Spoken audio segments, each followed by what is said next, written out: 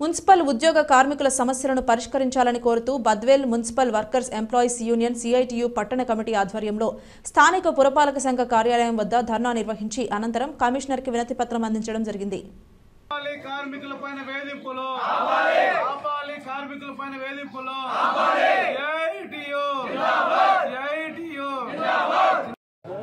Badvel municipality పరిధిలో ఉన్నటువంటి కార్మికులు చేస్తున్నటువంటి ఆందోళనకు భారత ప్రజాతంత్ర యువజన సమ్మక్క డివైఎఫ్ఐ జిల్లా కమిటీ మరియు పట్టణ కమిటీల ఆధ్వర్యంలో సంపూర్ణ మద్దతు తెలియజేస్తున్నాం. గత సమ్మెకాలంలో రాష్ట్ర ప్రభుత్వం అనేక హామీలు ఇవ్వడం జరిగింది.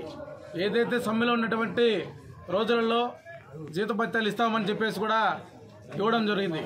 అయితే గత నెలల్లో జీతాలు కూడా ఇవ్వకుండా 6వ తేదీ అయితేనే ఇంతవరకు జీతాలు ఉన్నటువంటి పరిస్థితి లేదు.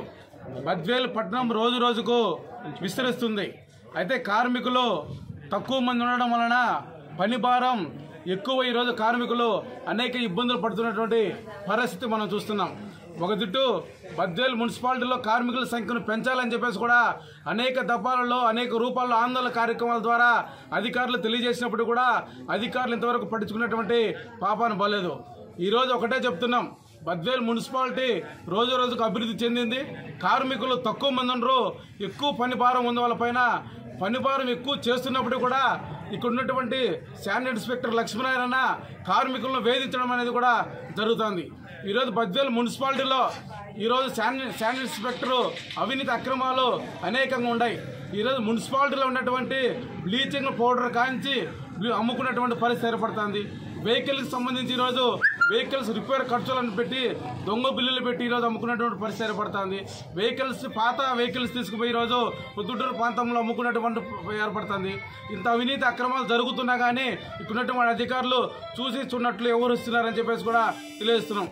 ఇప్పటికైనా ఇలాంటి అవినీతి అధికారులను తక్షణమే సస్పెండ్ చేయాలా, వాళ్ళపైన చట్టపరమైనటువంటి చర్యలు తీసుకోవాలా. ఏదైతే కార్మికులకు ఈరోజు సుప్రీంకోర్టు సమాన పనికి సమాన వేతనం ఇవ్వాలని చెప్పేసి కూడా ఈరోజు సుప్రీంకోర్టు చెప్పినప్పుడు కూడా ఈరోజు సమాన పనికి సమాన వేతనం ఇంప్రూవ్మెంట్ కానటువంటి పరిస్థితి ఏర్పడుతుంది. ఇప్పటికైనా రాష్ట్ర ప్రభుత్వం మున్సిపల్ కార్మికుల సమస్యలు పరిష్కరించాలా. ఎందుకంటే ఎన్నికల దగ్గరలో ఉంది. ఈరోజు మున్సిపల్ కార్మికులు రోడ్డు పైన పరిస్థితి ప్రజలు తిరుగుబాటు ద్వారా ఈ ప్రభుత్వానికి తగిన గుణపాఠం చెప్పే పరిస్థితి ఏర్పడుతుంది. కాబట్టి రాష్ట్ర ప్రభుత్వం స్పందించాలా, తక్షణమే పెండింగ్లో ఉన్నటువంటి జీతభత్యాలను ఇవ్వాలా, అదేవిధంగా కార్మికుల సంఖ్యను పెంచాలా, అవినీతి అధికారులను సస్పెండ్ చేయాలా. అదేవిధంగా ఇక్కడ ఉన్నటువంటి కొత్తగా వచ్చినట్టు ఏదైతే మున్సిపల్ కమిషనర్ గారు కూడా ఆఫీసులో జరిగిన అవినీతి పైన కూడా ప్రత్యేకమైన దృష్టి పెట్టి అలాంటి అవినీతి అధికారులను కూడా సస్పెండ్ చేయాలని చెప్పేసి కూడా ఈరోజు తెలియజేస్తున్నాం.